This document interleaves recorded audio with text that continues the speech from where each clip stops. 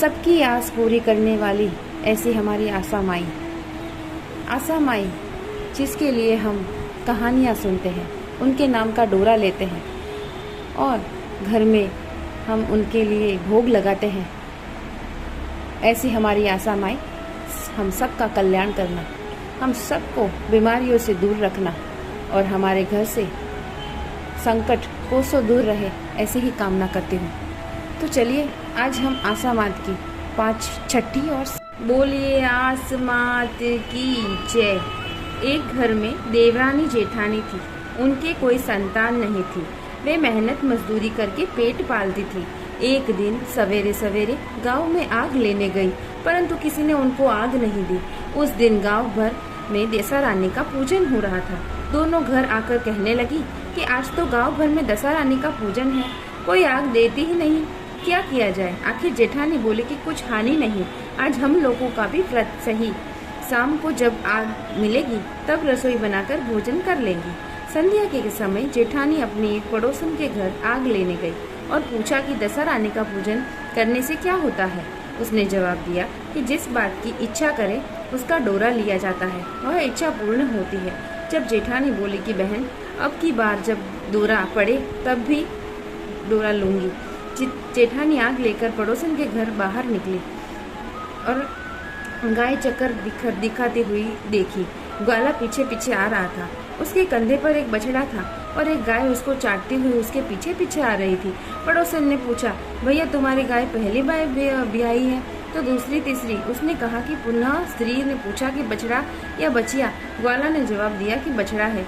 तब पड़ोसन ने जेठानी से कहा कि अब घर जाकर दशा रानी का डोरा ले लेती हूँ। 9 दिन तक कथा कहूँगी, 10वें दिन सुनकर सिर से स्नान करके पूजन करना है। दशा रानी तो 10 दिन के भीतर ही तुम्हारी मनोकामना पूर्ण कर देगी। उसने अपने घर जाकर देवरानी जी को भी यह बात बताई। दोनों ने दशा रानी के डोरा लिया और मनोती मनाई कि हमारे संतान पैदा होगी तो हम सुहागिनी न्योता कर विधि विधान से व्रत पूर्ण करेगी। देवरानी जेठानी दोनों ही गर्भवती हो गई। 9 महीने 9 दिन के बाद ही दोनों के घर में सुंदर बालक जन्मे। देवरानी ने कहा कि लड़के होने पर जो सुहागिनी न्योता ने की मनोती की थी उनको न्योता देना चाहिए। जेठानी ने कहा कि अभी ऐसी क्या जल्दी पड़ी है, जब लड़के बड़े होंगे और सगाई होंगी उसी दिन सुहागिनी न्योता देंगी। लड़के बड़े हो गए, उनका सगाई संबंध भी पक्का हो गया, फिर भी जेठानी सुहागिनी नहीं न्योता। उन्होंने कहा कि जिस दिन लड़कों के भौरे पड़ेगी उस दिन सुहागिनी न्योता कर उत्सव में साथ पूजा की जाएगी। तब देवरानी बोली कि बहन तुम चाहो तब करना, पर मैं तो मंडप के दिन ही सुहागिनी न्योतूंगी। देवरानी ने जैसा कहा था वैसा ही किया। उसने मंडप के दिन ही सुहागिनी न्योता दी, परंतु जेठानी ने कुछ परवाह नहीं की। बारात सजाकर दूल्हे ब्याहने के लिए चले गए।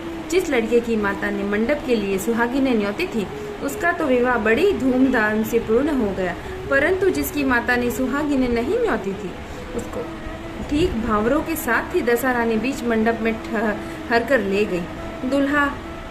दूल्हे को एकदम गायब होते देख वर कन्या दोनों पक्षों में हाहाकार मच गया। लड़की की माता बड़े संकट में पड़ गई। अब अद्यव्याधि लड़की किससे सिर मंडी जाएगी। पास पड़ोस के चतुर स्त्रियों ने लड़की की माता को समझाया और ब्याह का जो सीधा सामान बचा हुआ था उसे उस लड़की के हवाले कर दिया। लड़की मगते भिखारी को सदा व्रत देने लगी।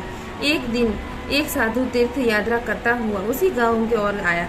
गांव में बहुत दूर घने जंगल में एक बड़ा पीपल का पेड़ था। लोग उस पीपल के पेड़ को पारस पीपल कहते थे। उस पेड़ में दशा रानी का वास था। साधु चलता चलता शाम को उस पेड़ के नीचे ठहर गया। वहाँ अंधेरा हो गया। जब दिन बीता और समय हुआ तो झाड़ूदार ने आकर उस पेड़ का हो गया। जब दिया बत्ती का समय हुआ तो झाड़ूदार ने आकर उसी पेड़ से पास मैदान में झाड़ू लगाना। फिर बिस्ती ने आकर जमीन छिड़की और माली ने आकर फूल बिखेर दिए। तब अनेक देवता अनेक प्रकार की पोशाकें पहनते हुए आकर यथास्थान बैठने लगे। सबके पीछे स्वर्ग से राजा इंद्र का सिंहासन उतरा।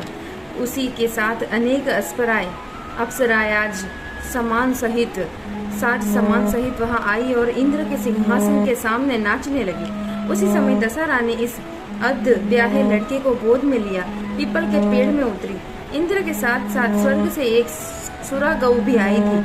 अपने उसने 2 कटोरा दूध दिया। लड़की ने अर्धब्याही के भाग का 1 कटोरा दूध अलग रख दिया और 1 कटोरा दूध पी लिया। जब तक नाच तमाशा होता रहा, दशा रानी के लड़के को गोद में लिए बैठी रही। सबेरा होते होते देवताओं का दरबार भंग हुआ।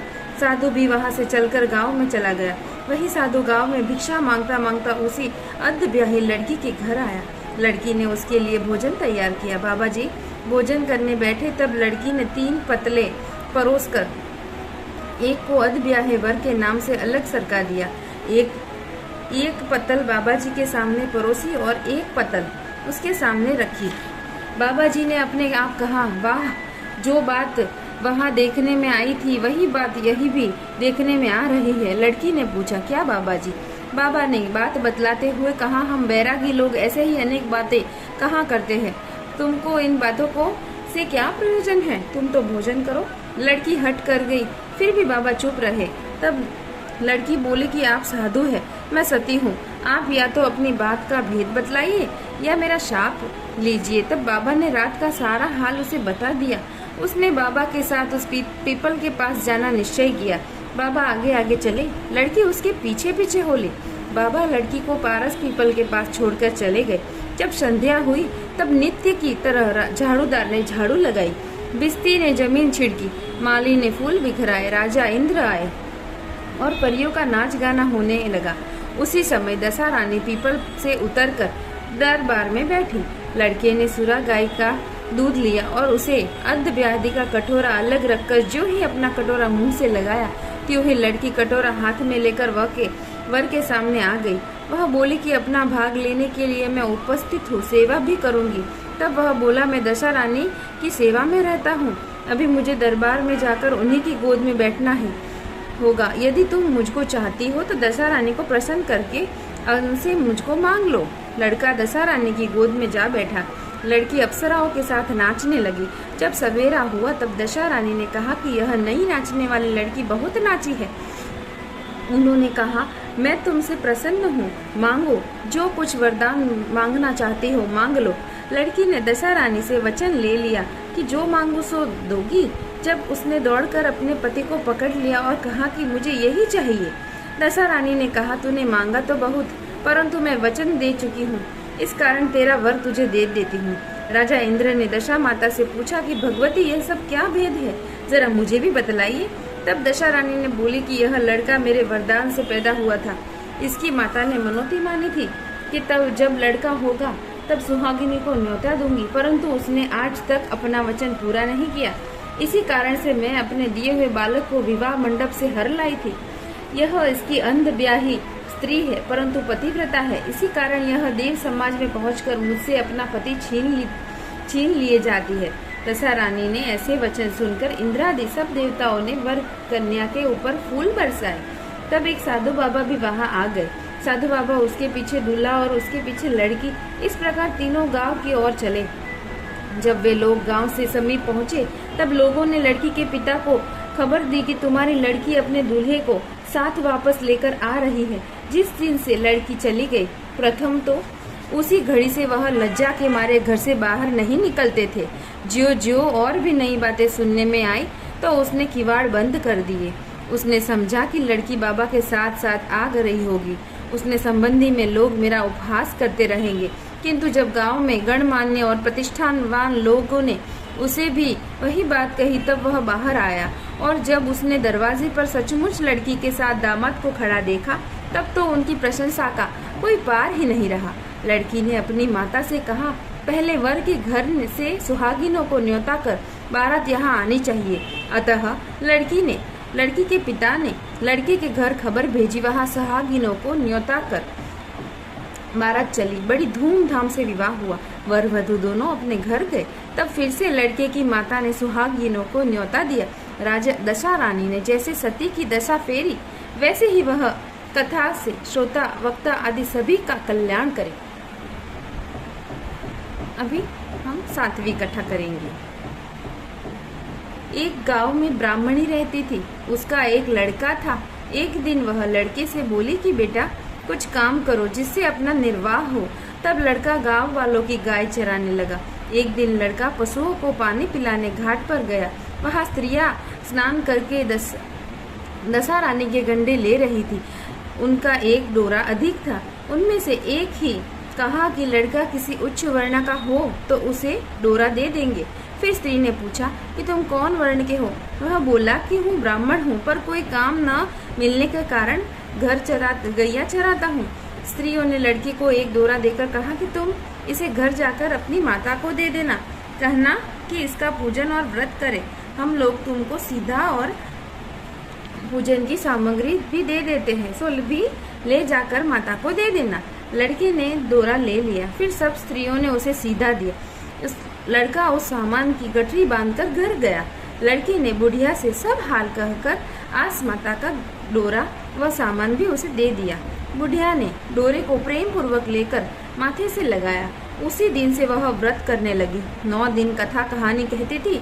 10वें दिन उसने डोरे को पूजन की तैयारी की। वह देरी से बाहर लीप ही रही थी कि वृद्ध दरिद्र स्त्री द्वार पर आकर बोली कि क्या कर रही हो बहन? वह बोली, आज मेरे घर दशा रानी आशा रानी का पूजन है। तब दशा आशा ने कहा कि मुझे बहुत प्यास लगी है, थोड़ा पानी पिलाओ। तब बुढ़िया ने कहा, जरा तुम ठहरो, कटोरी ढूंढ लाओ, तब तुमको पानी पिलाऊंगी। बुढ़िया कटोरी लेने अंदर गई। तब एक मेली कुचली बुढ़िया जो स्वयं दशा रानी माँ आशा रानी थी, उसके परिडे पर एक सोने का घड़ा रखा और अंतर ध्यान हो गई। बुढ़िया कटोरी लेकर जो ही परिडे के पास गई, वहाँ सोने का घड़ा देखकर घबराई और सोचने लगी कि यहाँ कहाँ से बला आ गई, मुझे चोरी लगेगी, बुढ़ापे में इज्जत घटेगी। इसकी चिंता में बुढ़िया की खोज में बाहर निकली। तब तक उसका लड़का आ गया। वह बोली कि एक बुढ़िया न जाने कहाँ से आई और यहाँ सोने का घड़ा रखकर गई। लड़के ने कहा कि वही तो दशा रानी में आशा रानी थी, उन्होंने यह घड़ा तुमको दे दिया है। अब की जो फिर आवे तो उनका अच्छी तरह से स्वागत करना। अब बुढ़िया नदी में नहाकर आई तो सामने सोने का घड़ा भरा दिखा और उत्तम वस्त्र एक किनारे रखे थे। बुढ़िया ने किसी से पूछताछ किए बिना ही उन वस्त्रों को पहन लिया और घड़ा हाथ से लेकर वह ज्यों ही घर चलने को तैयार हुई कि 4 कंधार डोली लिए आ पहुँचे और बुढ़िया से बोले कि यह डोली तुम्हारे लिए आई है, इसी में बैठकर घर चलो।